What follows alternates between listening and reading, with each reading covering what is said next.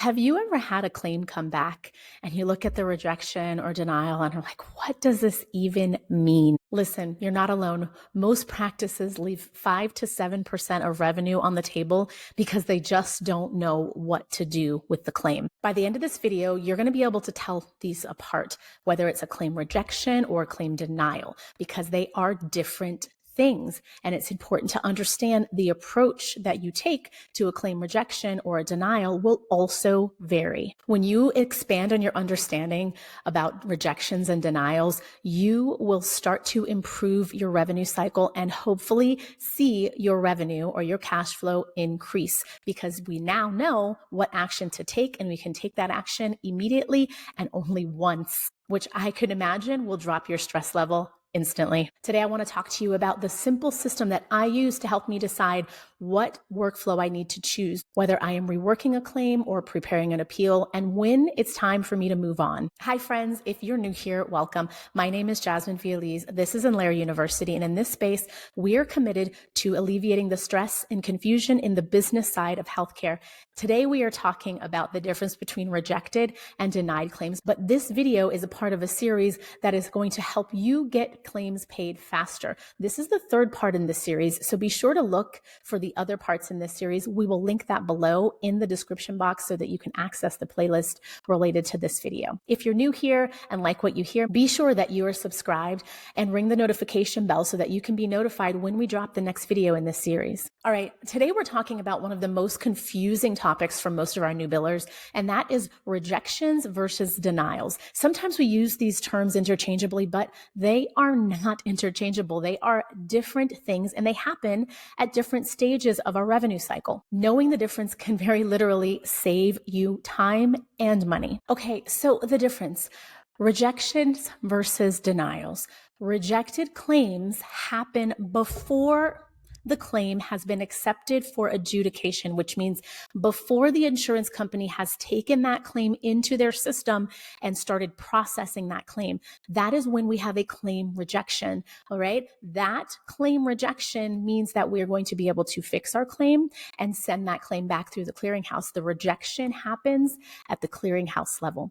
We can often find that there are two different types of rejections: claims that are rejected by our clearinghouse, which means that we have our clearinghouse checking for certain criteria, which I highly recommend. If your software cannot verify some criteria required by specific payers that you can maybe build into your clearinghouse, do that. Build it into your clearinghouse, meaning if you have a required modifier or a required payer ID, speak to your clearinghouse and see if you can create a stop for that claim that sends it back to you, or a stop that automatically applies that, such as a payer ID or a unique provider identifier number that needs to be included on the claim. The next type of rejection is the rejection from the payer's clearinghouse, which means the payer got the claim, it made it to their door, and then they looked at it and said, oh, something is wrong. No, we don't want to take this in. And they send it back to you, right? It's like a return to sender in the mail. Okay. It said, nope, the claim is not ready. We can't take it in. Here's why. Okay. At both levels for our rejections, we get feedback, whether it's from our clearinghouse or our payer clearinghouse. At this stage, we are getting feedback about the fact that our claim is not ready, is not clean, and cannot be accepted for processing for any number of reasons. It's very, very important that you stop at this stage and evaluate how often you are seeing the same rejection codes or reasons for your rejections, and see how you can improve upon your software or workflow to prevent these repeated rejections from taking place. Okay, so claim rejections happen before the claim has been accepted for processing. The claim denial happens after insurance company says, oh, yep, claim looks good, let's take it in. They then look at our patient's benefits. The patient's benefits are applied, as well as your contract rules, that the rules that you have with that insurance company as outlined in your contract. They put the two together at a stage that we call adjudication, and the claim gets reviewed, processed, and then adjudicated, meaning they apply both of those levels, both the contracts, your contract and the patient's contract, to the claim. And the claim then is determined to be paid or denied. That is when we get our denial, okay? The claim has been moved through the insurance carrier, and now the claim is being denied or kicked out, kicked back to you, okay? Once the claim is accepted for processing or adjudication, we have already gone beyond this processing time. So we're not concerned about our timely filing for the claim anymore. Okay. When we're at the rejection stage, the claim rejection, we are still concerned about the timely filing limitation for this claim because the claim has not yet been accepted by our insurance company. Okay. At the denial stage, when we get our denial, now we care about the timely filing limitation for appeals. So I'll share more about that in just a few moments. But first, before I do, let's talk about a quick example. So claim is rejected. The claim gets rejected. It might be rejected because a patient's ID number is not in the right format, or it's missing a date of birth or some kind of criteria.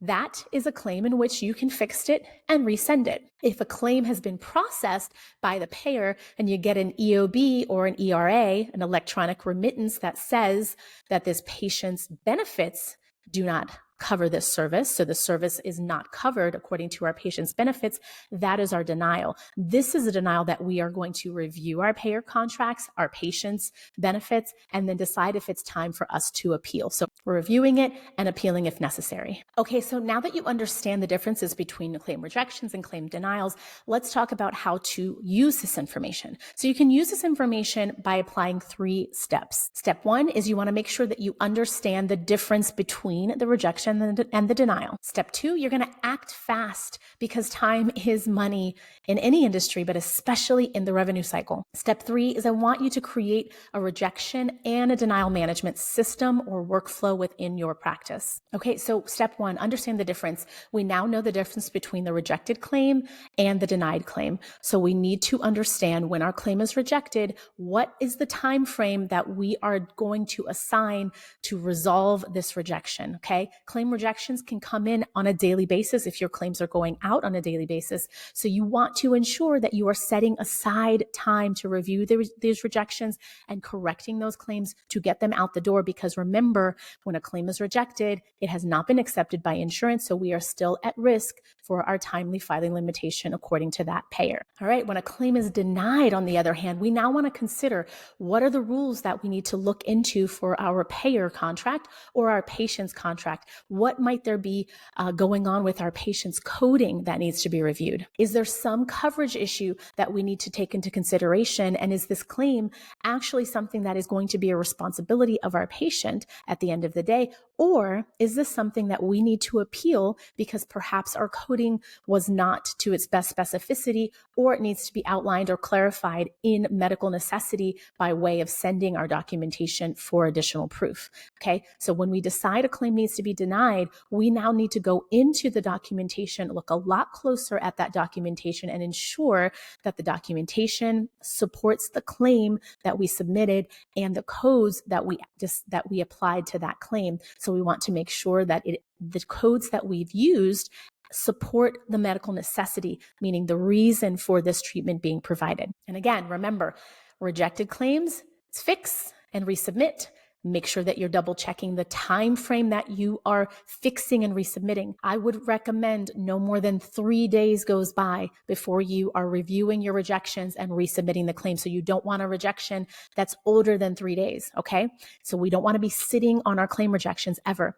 Denied claims, we're reviewing the claim and then choosing if we need to appeal that claim or send it back for reconsideration to our insurance carrier. All right. At the end of the day, if we find out there's coverage issues and the patient benefits do not cover the service, we need to ensure that we are reviewing that claim so that we can decide if that claim needs to now be going to patient responsibility. We need to look at the explanation of benefits or the remittance advice to confirm whether this is a service that we are able to to bill our patients for, and we want to be sure we are following guidelines and payer rules so we don't send our patients bills and statements that they should not be receiving. I know I mentioned 3 days to make sure that we don't have our claim rejection sitting out there, but I challenge you to rework your claims within 24 hours of receiving the rejection. 24 business hours, of course. You can have weekends.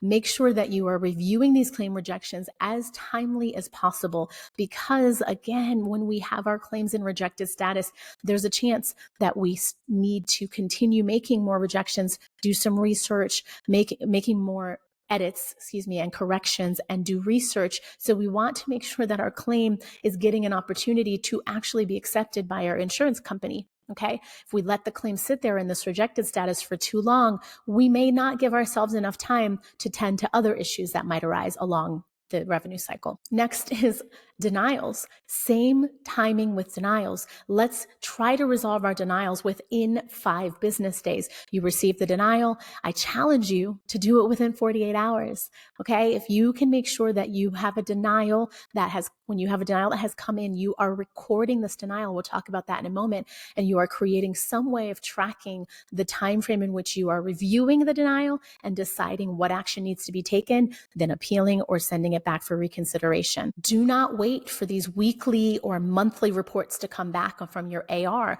that tell you that a denial needs to be researched. Instead, take necessary action the moment you receive these ERAs, those electronic remittances from our insurance carriers. Look at those denial reasons and start to prioritize those denials and work through them immediately. The other thing I want you to be sure you are looking into is denials that might be coming on paper.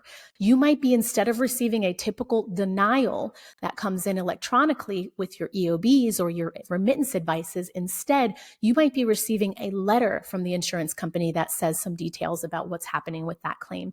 And the letter sometimes might actually tell you that the claim wasn't even accepted, that the claim was kicked back and rejected. So make sure that you are keeping up with your correspondence. That is things that are coming in the mail, okay? Make sure that you have someone checking the mail daily, and those pieces in the mail are being prioritized just as you would prioritize a claim or rejection. Create a denial and rejection management system. All right, rejections. I again want you to be looking at your rejections to see where you can correct the issue at its source. If it's an issue where you haven't noticed that this particular payer requires that you use a modifier or a different type of procedure code in lieu of the one that you've been submitting, or perhaps they require a unique provider identifier number, go ahead and correct those issues at the source. Go to the software company, see if you can get that automatically added. And if it's not possible, go to your clearinghouse and work with them. Next, with your denials, the process I want you to be doing with your denials, because we cannot control that an insurance company might deny our claim if we've already ensured the best possible outcome by having this clean claim process internally.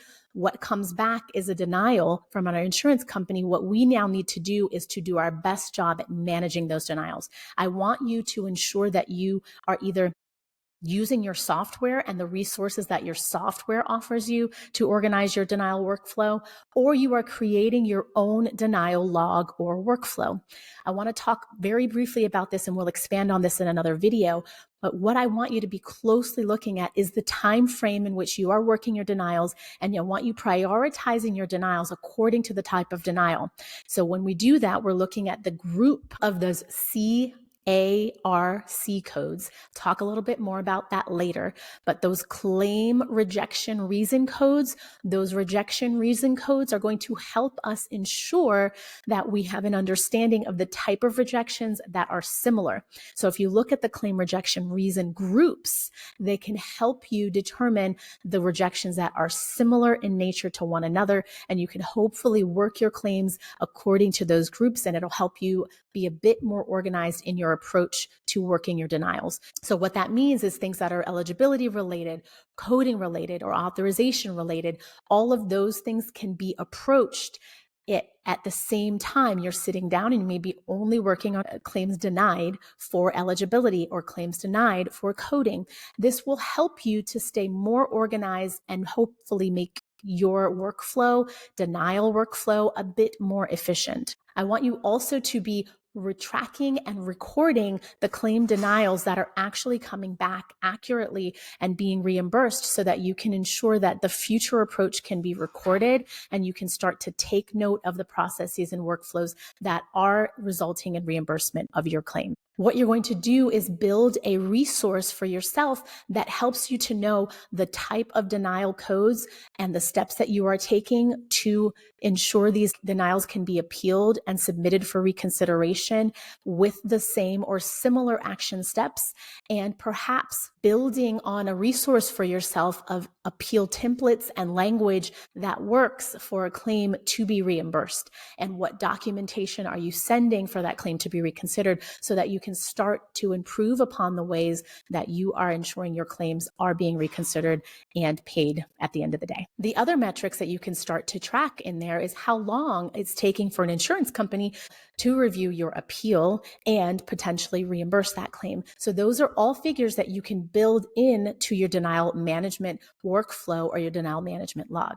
I'm curious, do you have a workflow for your rejections and denials? Are they separate? Tell me in the comments below because I'd really love to know what works for you.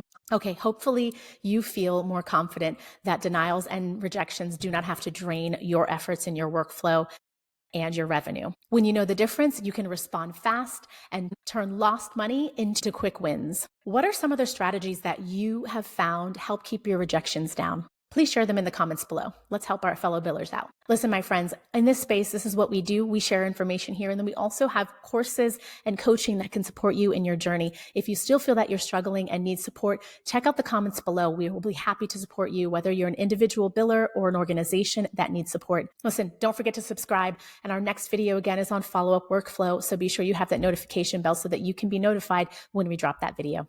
All right, friends, have a great rest of your day.